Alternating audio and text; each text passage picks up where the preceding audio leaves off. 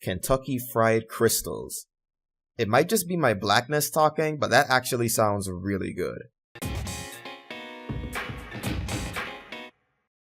The latest arc of the main series, Chaos Theory, is another 3-part arc starting with issue number 48 and ending with the series' 50th issue. It's kinda hard to believe that we made it this far already. Feels like only yesterday I was reading issue number 20 in my senior year of high school, yet here we are 30 issues later in my 3rd year of college. So let's see what this story's about. When a rare cosmic event passes over Equestria, it seems to have a strange effect on Discord, turning him into a being of order named Accord, and it soon turns out that order can be just as terrifying as chaos. While at first it seems that the story revolves around the main 6, Starlight, Spike, the Royal Sisters, and Discord, the main players here are Twilight, Luna, Celestia, Starlight, and Discord. 4 main heroes and 1 victim/villain.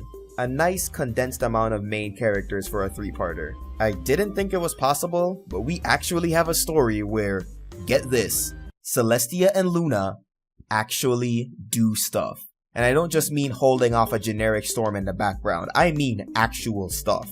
It was like, wait, are they actually strategizing? And are they actually going through with the strategy?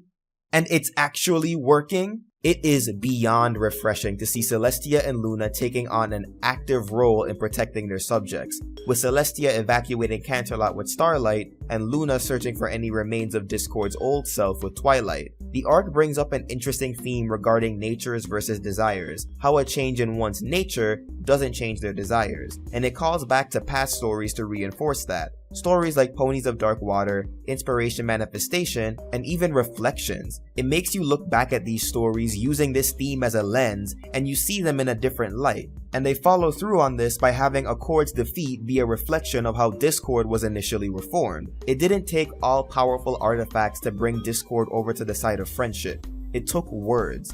Both Discord and Accord not only had to be talked down, but they also had to be convinced that underneath all their bravado and power, they were still lonely, and they both had to get over their pride and admit that to themselves. But why did Starlight Glimmer have to be the one to tell him? Why did she have to save the day? That's such a Mary Sue move. Not that stupid phrase again. Look people, I get it. Starlight's been a divisive character, but you gotta decide what you want. When she's shown to be growing and learning, the complaint is that she's accomplishing things too easily. But when they show her struggling with a concept, then the complaint is that she hasn't learned anything. So what is she supposed to do then? Bottom line, she's here to stay whether you like it or not, and she's not gonna get any better if you don't give her the chance to.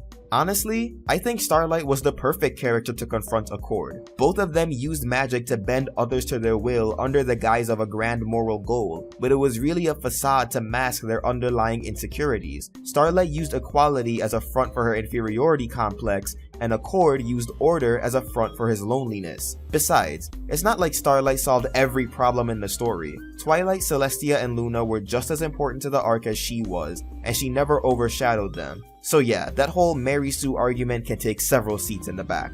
Now, that's not to say that this arc is free of flaws, because as much as I like it, there were a few things here and there that I wasn't too keen on. Firstly, while part 1 was an overall good introduction issue, I do think that the explanation of Accord's powers was a little redundant. When he first appears and explains how he came to be, he demonstrates how his magic works pretty clearly, and yet when he and the ponies go into town the next day, they feel the need to ask again. I can see that the story wanted to gradually show how far his abilities could go, but I don't think he had to basically narrate what he was doing. Similar to how Discord just gradually causes chaos wherever he goes like it's nothing, Accord could have done the same thing and it still would have showed that gradual progression. I also feel that while it was necessary for Discord to feel ostracized in the beginning of the story, since it was the inciting incident of the entire arc, I do think that the way some of the characters treated him was a little too harsh. What about Discord established that he's pretty much ironed things out with most of the main 6? And as much as I'd like to pretend that episode didn't happen,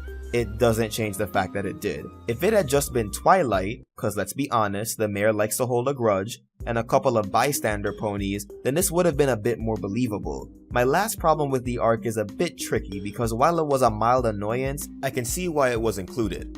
The elements of harmony. Part of the reason why I like Season 4 is that it retired the elements so that they wouldn't be constantly used as a cure-all solution for whatever magical threat the heroes happen to be dealing with. and for the most part, they weren't. The characters had to find other solutions for their problems, and I liked that.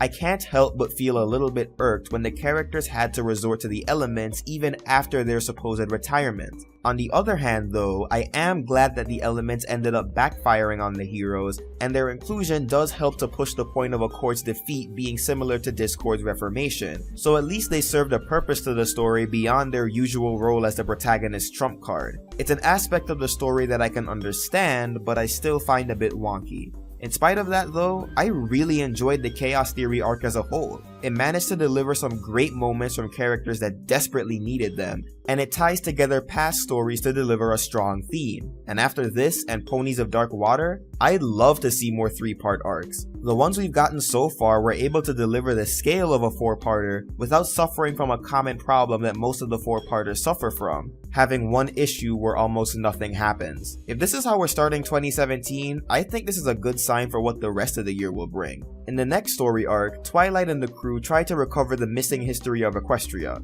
Whatever the hell that means. So what did you think of the Chaos Theory arc? Swarm that comment section below or bug me on social media, and consider supporting me through Patreon or PayPal art commissions. Until next time, keep it sketchy folks.